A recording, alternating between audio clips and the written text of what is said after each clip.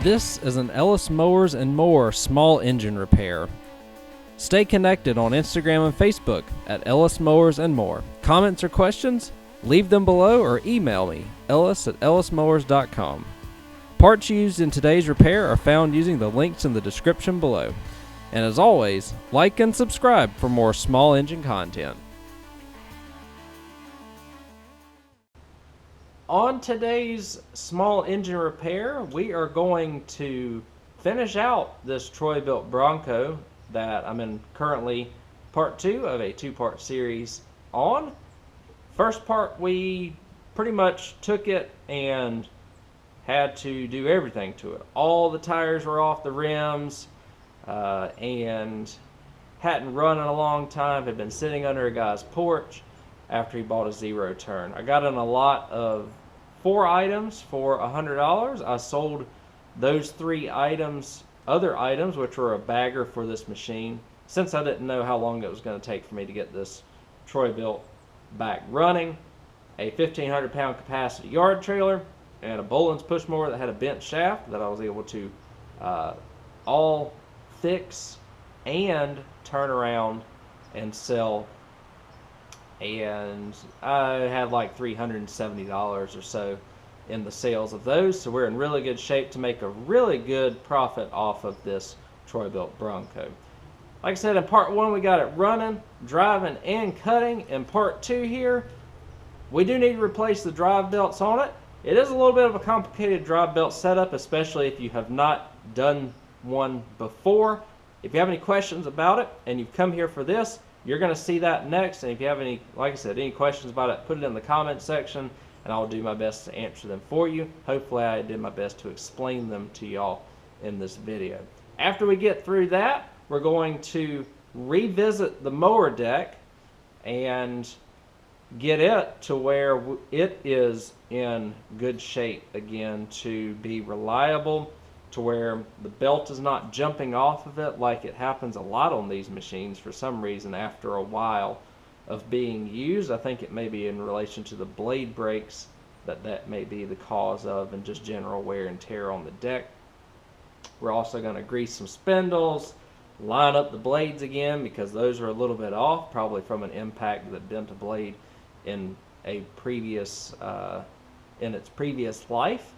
And overall, we're just going to make the deck and make the drive portions of this machine back to the standards to where it is good to sell on and for the next person to use, hopefully for a few years with minimal trouble and only needing regular maintenance.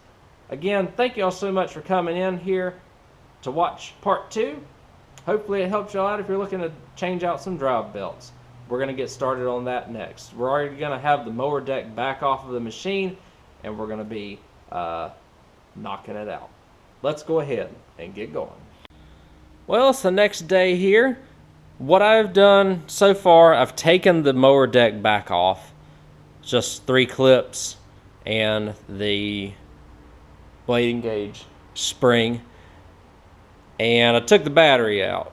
So that's where we're at. I've also taken off, we're going to look underneath and show y'all kind of the condition of the belts. I think there's enough light under here to show y'all now without a flashlight.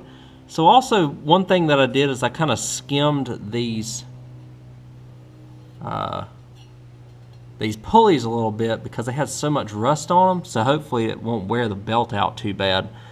What we're going to do now, I've taken this bolt off for the double stack pulley at the front, and I was able to work this around because you have to lower this in order to get this belt off because the belt keepers are a part of the frame. You can't unbolt the belt keepers. So once you've got that double stack pulley off under here, then you can pull this belt away, and this particular drive system has a plate underneath it. I have taken this off of this, which I guess is one of the brake arms, and I've also taken this spring off, which attaches right there. Whoops, sorry for the abrupt camera move. And right here. So don't forget to put that back on. That helps everything do what it needs to do when you push the brake on. Now, the next thing I've got to do is take this pulley off. I think I can get away with only having to take that pulley off. We'll see. But what that's the through pulley, so it goes through the frame up on top here. So we've got a 9/16 on this side. Oh, it's actually on both sides. And we're just gonna take it off. Now some models you don't have to do this, but this one you do. So we'll pull this bolt through if we can. And what that does is it should loosen this up to where I can hopefully pivot it. Yeah, or take that pulley completely off, that works too. Okay. And then what I can do next, hopefully this is catching on camera, is move this belt around and just slide it off here. Usually you can slide it through that. Okay. So we've slid it through there. Hopefully, like I said, this is on camera. For right now, we're just going to let that dangle. And then we're going to move, concentrate our focus on the rear of the machine now. So we're on the back now. This spring right here is the tensioner spring for the upper drive belt. It fits in right here. So you'll kind of see where it is. What I do a lot of times is a good trick. I used mechanics wire for a while, but Rick Brorman said use pull rope. So I used pull rope and it works beautifully. He actually suggested using a shoestring. That works as well. This you can kind of navigate underneath.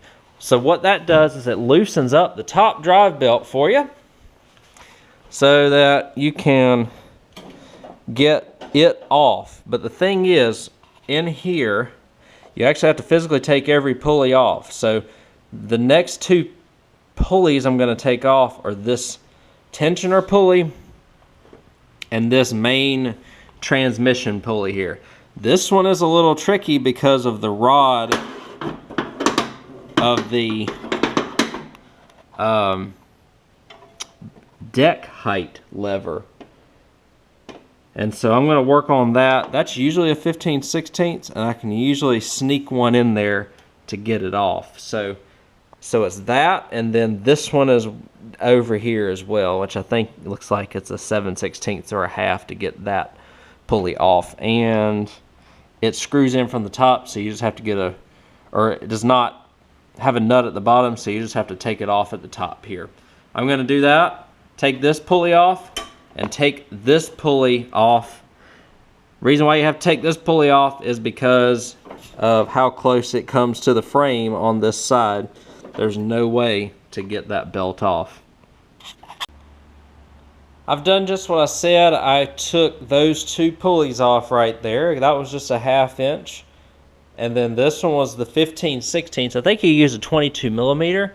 But what I did was I was able to use a pretty shallow 15/16 and slide it underneath this rod. I was able to get an extension on it and crack it loose and then hand loosen everything else on it. I was able to get the rear belt off. You can see that this rear belt is toast. So in terms of getting that belt off, you just have the variable drive pulley left in there. And see if I can get y'all a little light in there. So you have a variable drive pulley in there that's left. And I was able to just slide it back behind that because these belts are worn. When we put the new belts in, we may have to put some different ones in.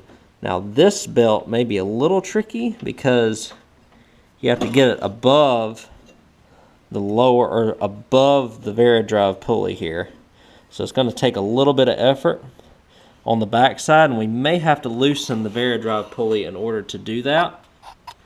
But it should just be able to rotate it around here, and we're able to hopefully, when we put the new belt on, we may have to loosen this Varadrive pulley, but let's get this old one off. We don't, and it should just pull up through here now, hopefully. Yeah. And we got it off. So I'm going to link the belt numbers in the description below. OEM belts only, guys. I cannot emphasize it enough. Must use OEM belts. This one's a 754-04208. And then this one, I don't know where it could be on this, if it's still on here or not. Potentially not. But if you don't have the numbers, see, just chunks missing out of the belt. Crazy stuff. Doesn't look like it's on here anymore from what I can tell. So they may be small variances between model years. So take your model number and type it in to get the absolute correct belts. But I will put the correct belts for this particular machine in the description below. I didn't have a lower drive belt, but I stole it off of this machine because I don't honestly know what I'm going to do with it, although I just replaced the drive belts on it before I sent it out. I guess it's been over a year now. So that's beside the point. When we get down here, so what I did this second is you loosen the 5/8, obviously take the pulley down like I showed y'all, but then when you slide the pulley up, you have to put the belt inside of the top part of this pulley so that when you push it up, it pushes inside of these guides that are on the frame, and then you bolt it down. The double stack pulley, that is. Now if we move on to the back here, so I only have the front and the back ready now. The middle pulleys for this bottom belt will be put on in just a second, but this back belt, or the back part of this belt, just slides. I was able to rotate it through these guides. There's one on this side, one on the other side, and kind of one in the back. I pulled this Varadrive pulley all the way up in the middle and was able to just squeeze it in between here in the frame and slide it around so that it's on the bottom of the double stack, or of the Varadrive pulley. Now I've got to remember how to do this contraption because it's been a couple of days here on this, putting it back together. I'll show you what that looks like here in just a second. One other thing I do want to mention, make sure you don't have the belt rotated around, and it has to go over top of this bar that is the drive pedal and the brake pedal. Alright, so we got this contraption back on. It's a little bit of an adventure, so to speak. So I'm going to do my best to explain it to you because I definitely could not show it to you on camera the way that this was. So what happens here is this bolt goes into this pivot washer, goes into this pulley, there's a nut on top, and then another pivot washer, and it goes into the top bracket of, which is this, it runs on top of that. All of this screws into, or bolts into, the top up here, and what you have to do is line it all up. And that's the worst part about it. What I did in order to aid me, well, I had to have this off, and I had to make sure that the belt alignment was correct. To make sure your belt alignment is correct, you are going to have the belt come from the back side and go around this pulley in the rear. And then it comes over and goes around the front side of the pulley that you have to bolt everything into. I don't know how to explain it very well. Just, you know, take pictures and make observations. When you take this pulley off, because again, it's bolt, pivot washer, bottom bracket, pulley, nut, pivot washer, top bracket, bolted into the nut on the top here. I hope that makes sense for y'all. We're gonna hook this back up as well, and the belt alignment is correct. This side of the belt on the left side goes on this side of the guide, and then the other side goes on this side of the guide. We have it all together now, and we can push it back and forth. It tightens and loosens. Now you're gonna notice it doesn't really get very tight because we still have to put the upper belt on and get tension on it. So again, if you have any questions, feel free to reach out. I'll do my best to answer them. We do have a couple of springs to put on, and I'll show y'all where those go here in just a second as well. And on the top side, if you can accomplish that bottom belt, you can do this top belt. I went in the Varadrive pulley first. It goes on the top side of the Varadrive pulley, obviously. And then I put the main transmission pulley back on. And finally, and bolted that back down with the 15/16. It's kind of using the same procedure as I took it off. And then moved this tension arm as far as I could over here to the right side, and then got the 1/2" bolt with that tensioner pulley on next. Now, it can be a challenge if you don't use the right procedure when it comes to putting the tension spring back on. But what I usually do is grab some pull rope, which I just had just a second ago. But you're going to come down here, and this tension spring will go into right there. So you want to grab some pull rope, which I've just misplaced, and you thread it through the end of this spring right here, and it'll give you that leverage that you need to pull that spring through. All right, hopefully I can keep you all right here. But I've got the pull rope on there. So yeah, I pulled it through where we're going to be pulling the spring through right here. And you just pull on it and get it over. With the new belt, it's very difficult because you have more tension spring. More tension because the belt's naturally tighter. We're just going to pull it through. And what it'll do... Alright, we kind of got it locked into place, but not fully yet. So... we got to get it into that hole right there. There we go. Now we're in. What you can do is just pull the rope out. Hopefully that shows y'all how to do it. We have successfully put our drive belts on. We can double and triple check. We do have one more spring to put on, which I'll show y'all here in just a second. I'll put everything back on. And hopefully we'll, in terms of deck and everything, and hopefully we'll be in good shape. I do need to put a little ATF in the front tires. After about a week, they did start kind of going down a little bit, and the left rear needs to be topped off. I think it'll be okay though. Well, I'm doing some final touches on the deck because it was trying to eat the deck belt up a little bit. And in looking at what was happening, this pulley right here, so I've cut the front yard successfully with this. Now when I tried to use it at a lower level, like level 2 on the deck height adjustment, it tried to wear the belt from the inside in a couple of places.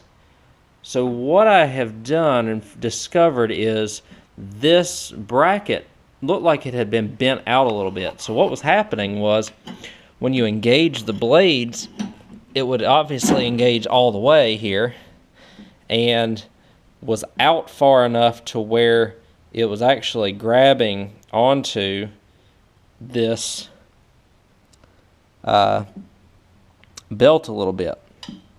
So, and was causing the belt to actually, I think, rub together. So I'm going to see if that has fixed our issue here, and hopefully it has. And if so, I'll go ahead and put a different belt on here. And it could be that this belt's a little bit loose as it is, but I don't want to wear out another belt trying to figure this out. So I'll check other areas of the machine just to make sure before I put it on that there's nowhere else that's trying to grab anywhere. I'll put it back on the machine. It's running good, driving great, and it cut fine. It's just I got to figure out this one small thing.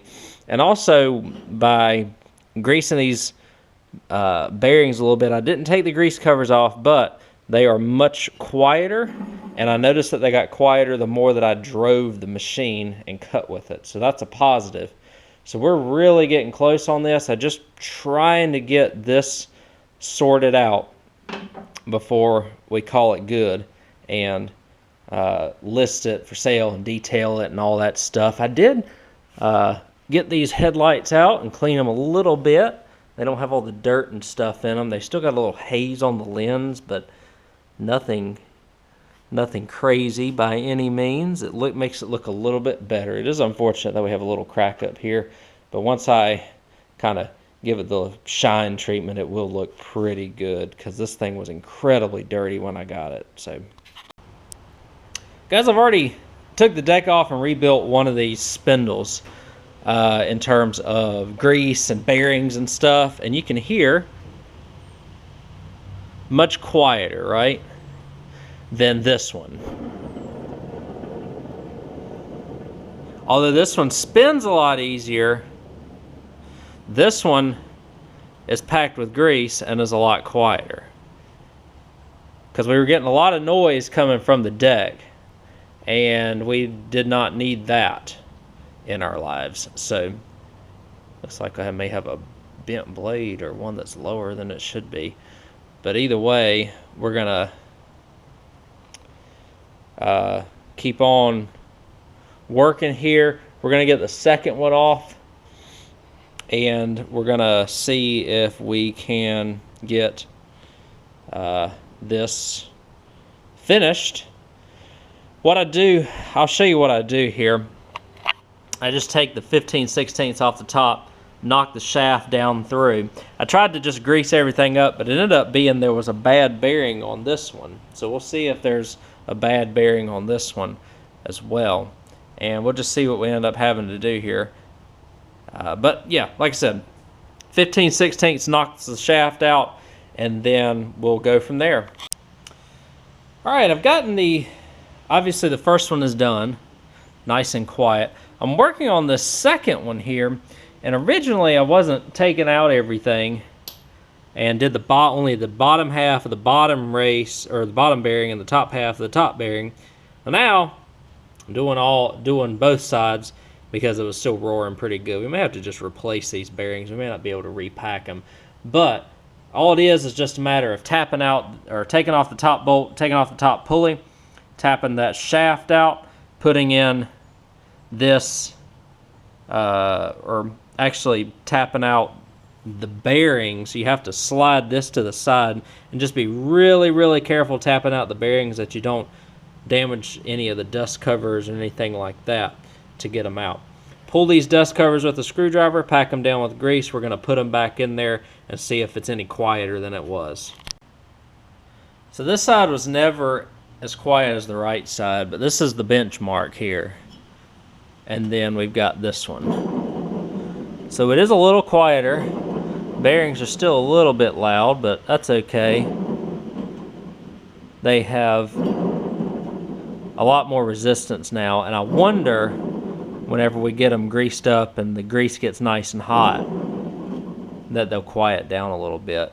So next I'm going to try, I don't know if I can do anything with these pulleys here in the middle, but they spin nice and free. I do need to take these 2 pulleys off, which is just a couple of 9/16 on the bottom and the top in order to take these off. You can access this fixed pulley from the bottom, so we're going to do that. I'm going to take these off, see what I can do to maybe get these a little quieter as well. Replace the belt, which is pretty self-explanatory. You just put them in between these 2 pulleys around, and then around the back, and then out this way. So I'm going to go ahead and take care of that and put the deck belt on, get everything back on the machine, I guess, and test it out. Okay, one last thing before I put the deck on. Remember that I said the blades are way off? So I looked and did a visual inspection and saw that this pulley on this side seemed to be very a little lopsided this way, and because this one looked okay. So what I did is I took a hammer and took the spindle off, which is just a 4 1/2-inch nuts. Usually these are pretty good about coming off without breaking. So, and I just hit the deck with a sledgehammer a few times at these 2 points, and now it's marrying up. It ain't perfect, but it's less than, it's maybe like, if it's an 1/8 of an inch off, it isn't much more than that, if at all, as opposed to being a 1/4 to a 1/2 inch. So that's going to be good, at least for this level, this grade of mower as well. And now, let's see, we've got relatively quiet spindles, especially that one. I'm going to put it on with the new belt. Okay, so we're testing this a little bit more. One other thing that I have found to be a trick, so to speak, that you can attempt to do whenever you have a deck like this, is what happens a lot of times is these blade breaks end up becoming worn out. And what happens is, the way that these are, they're meant to go on the inside of the pulley, and they wear out more and more and more. And what that causes is this tension pulley to go in more and more and more. And what it does is it eventually will cause the deck belt to jump off because there's too much slack on the deck belt. Now, the other issue that I was having, you can kind of see it right there, is that with the old deck belt, this was pulling out, especially in the lowest position, too far. And what it was doing is it was rubbing up against, this belt was rubbing up against each other, or itself essentially, and this pulley was stretched out so far that it was actually hitting this guide, which is in the correct position, was hitting this pulley. So what I've done to remedy that, and I've done this on a couple of machines with decent success, is I have drilled a couple of holes in the deck at each extreme and have put a belt or a bolt on there to block it from going any further than it needs to. Now, the only compromise you make here, and the way that this was already, the blade brake wasn't working very well, is that the blade brake isn't going to work all that well whenever you have the blades off. Now, when you have the blades on, it's butted up against that bolt, and the pulley will never get any further than this, which means that there's going to be about maybe between 1/4 and 1/2 inch of room between the guide and the pulley. And what that allows is there to be no issues with this. Whenever the belt gets stretched, what it'll do is whenever you're on the lowest setting, it will loosen up. It'll just be loose and not engage the blades very well. So it may save you a belt also. A lot of experimental stuff with this mower deck. I think we're getting close though. It seems a little bit quieter than it was. It's hard to tell whenever you're on concrete because it's going to be louder. But the new deck belt seems to be working okay. I unfortunately can't test it more than in the garage because of all the rain today. So I'm just going to get it back together, test it, and I think at this point we're pretty close on being finished. If there's anything else I do with this deck, I'll be sure to let you know. But I know this video is probably getting really long at this point, and I just don't want it to be so long that, or even longer to where it's even more drawn out and potentially boring for you all. I'll let you know what I end up doing though. So I wonder what a little transmission fluid will do on a machine. It makes it look a lot better, that's for sure. I don't know if you'll be able to see it good on this side because of the sun glare this morning, but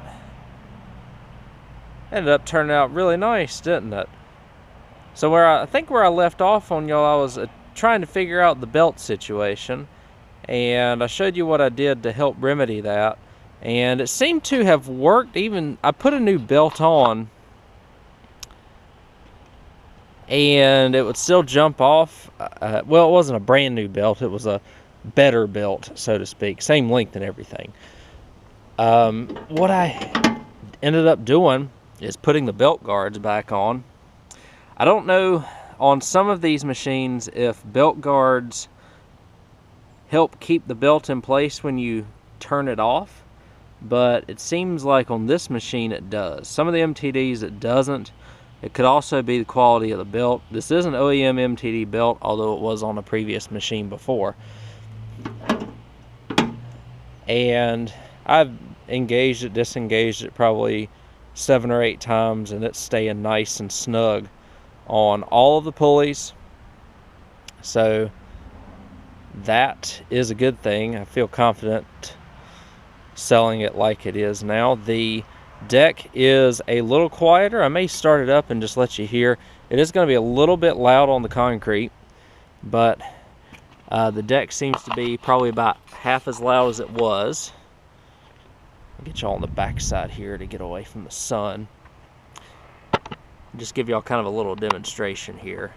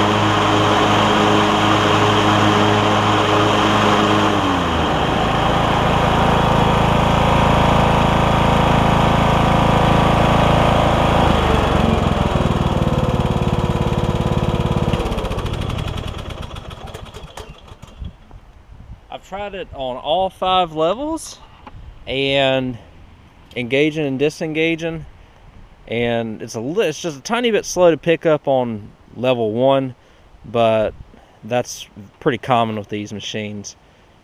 Don't necessarily want to play around with belt size when this OEM MTD belt is working pretty well. So I think everything is good on it. Tell y'all what, it does take, it's worth it. I used to not think it was worth it to do the cleaning on these machines to the degree of shining them up a little bit and taking out the headlight lenses and everything, but that really does help the appearance of these machines. Let me know what y'all think. I think that this brought this very weathered machine back to life. So that is everything on this Troy Bilt Bronco. Again, if you followed the channel, I got this in a lot that I paid $100 for, with a Boland's push mower, a bagger that did go on this machine, and a 1,500-pound yard trailer. I sold the bagger for $120. I sold the yard trailer for $150, and I sold the mower. I believe I may have gotten a trade deal on it. I can't remember off the top of my head, but I had it listed for $100. So I'd already made plenty back on that lot. I didn't think I was going to turn this one around this fast, just because of how long it had been sitting and all the stuff that was frozen up on it. But after everything was said and done, all I had to do was put gas in it. The oil was still clean and full, so I didn't even have to change the oil in it or anything along those lines. Changed the blades out on it because one of the blades was bent. Changed the deck belt out on it. Greased the spindles. Wire brushed the deck spindles to get that rust weld off that happens whenever a mower has been sitting for a long time. ATF in the tires, new drive belts, new transmission belts because the other ones were really cracked, and just a really good cleaning. New battery as well. So I've got a little bit of money in this. The blades I already had here. The drive belts I already had here. I got on a really good deal at Tractor Supply clearance, and so I had what, maybe $40 in this mower after all said and done with parts. So let me know what y'all think about everything, if it sounds good, anything else that y'all would do on it potentially, other ways that y'all have helped these MTD decks whenever they get older and the blade brakes start getting a little worn out on them, and it causes this belt slack issue where it starts flying off the pulleys and things along those lines. I've had a few of these instances. I'm trying to hone them in a little bit better, and it seems like this bolt solution that I use, and then sometimes in combination with the belt guards, seem to be the solution that works best for them. So thank you all again for watching. I know these videos on these Troy Bilt Broncos bring decent views. So if you are new to the channel, thank you for watching all the way through. And if you have any questions about this video that you see, or anything that I did on this mower, or anything on the channel in general, feel free to reach out to me. All of my contact info is in the description below. Thanks again for all the support on the channel. Hope you all have a great holiday season, Christmas, New Year's, because I know this video is dropping around that time as well.